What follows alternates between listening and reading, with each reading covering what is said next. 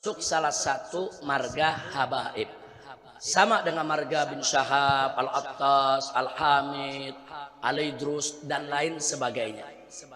Hanya saja yang jadi persoalan bahwa Azmat Khan yang betul-betul diakui sebagai Azmat Khan, yang nasabnya bersambung lewat jalur laki-laki terus sampai ke atas.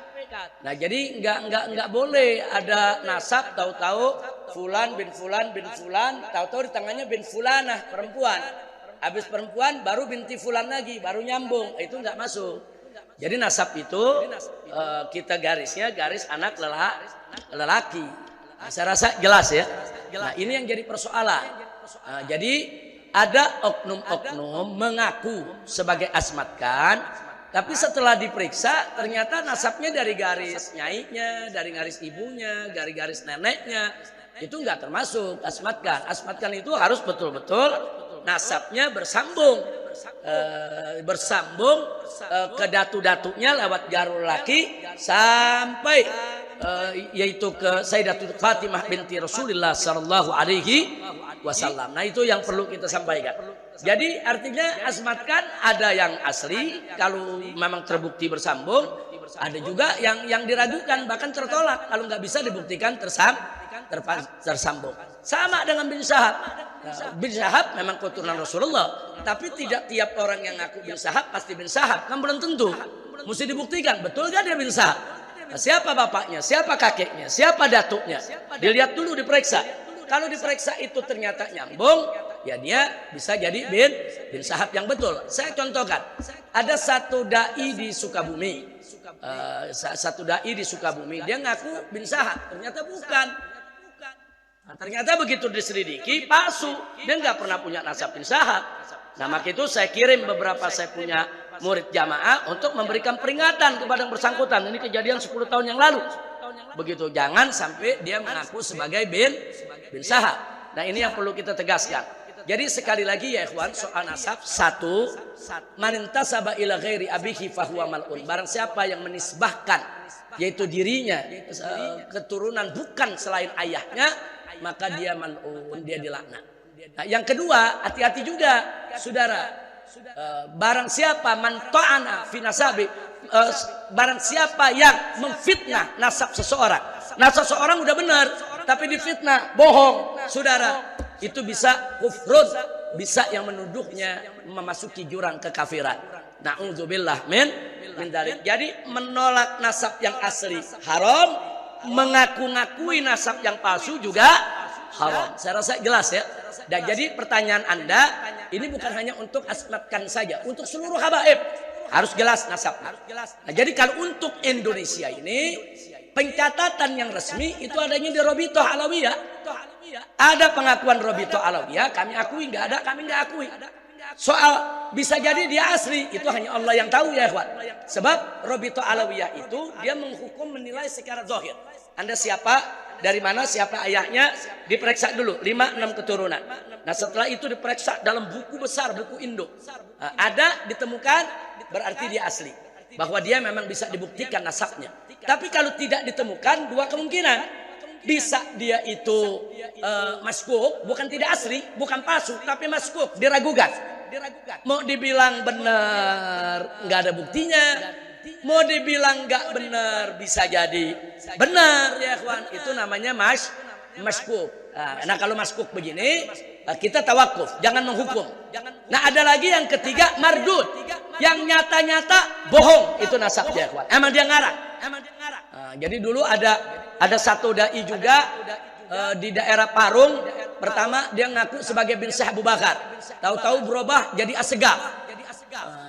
Bin Syekh Abu Bakar jadi Assegaf. Nggak tahu udah sekarang ngaku jadi apa lagi ya ikhwan. Nah, jadi artinya ada tiga ya, nasab itu ada tiga. Pertama, nasbut, artinya memang terbukti.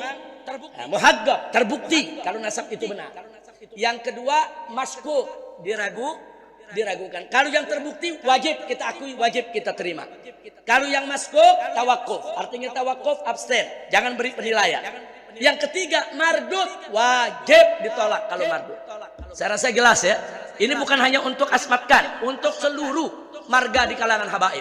Nah, karena sekarang yang ngaku-ngaku kan juga banyak.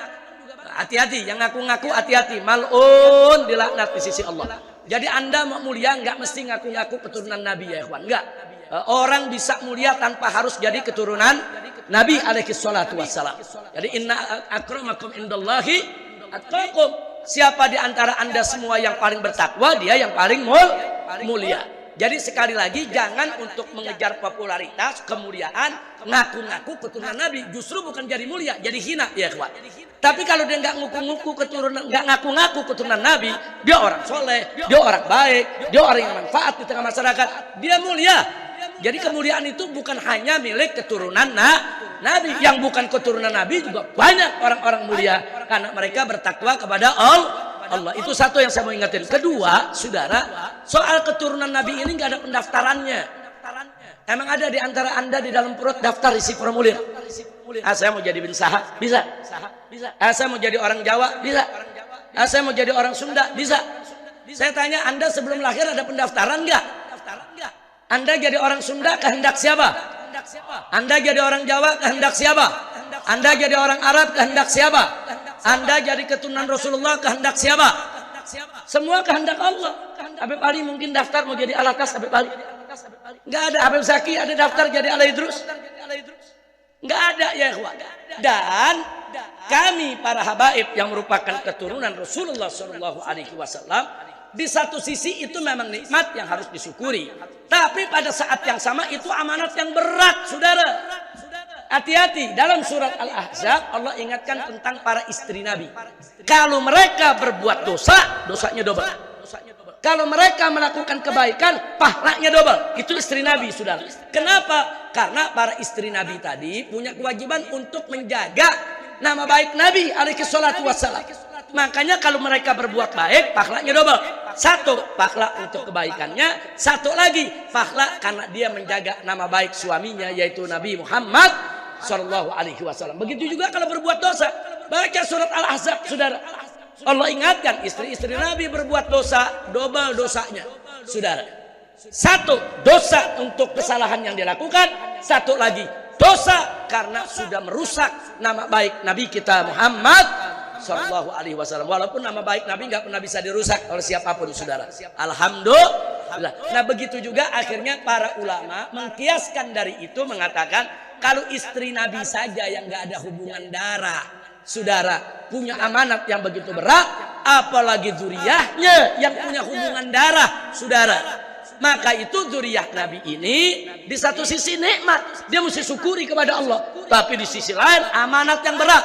Kalau dia berbuat baik, saudara, maka dia mendapatkan ganjaran yang berlipat. Tapi kalau dia berbuat salah, dia akan mendapatkan juga dosa dan siksa yang berlipat. Na'udzubillah min dzalik. Kira-kira jelas tidak?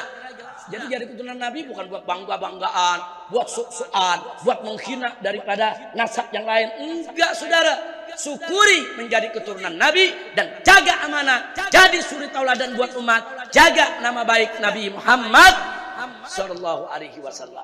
Nah, jadi bagi penanya tadi, kebetulan di sini ada pimpinan Robitoh yang di Bekasi. Nah, bisa nanya-nanya deh. Sebetulnya nasab asmat kan bagaimana sih? Bagaimana cara menentukan nasab itu betul apa enggak? Nah, itu kalau orang-orang Robitoh ngerti soal itu. Saya rasa jelas ya. Kalau saya bukan bidangnya, bukan. Ilmu ya kita ada soal itu, tapi saya bukan orang yang punya hak untuk menetapkan ini masbut, ini maskuk, ini mardud. Nah, saya bukan bidangnya itu. Nah, itu yang punya wewenang bidang itu adalah salah satunya Robito Alawiyah. Itu untuk di Indonesia.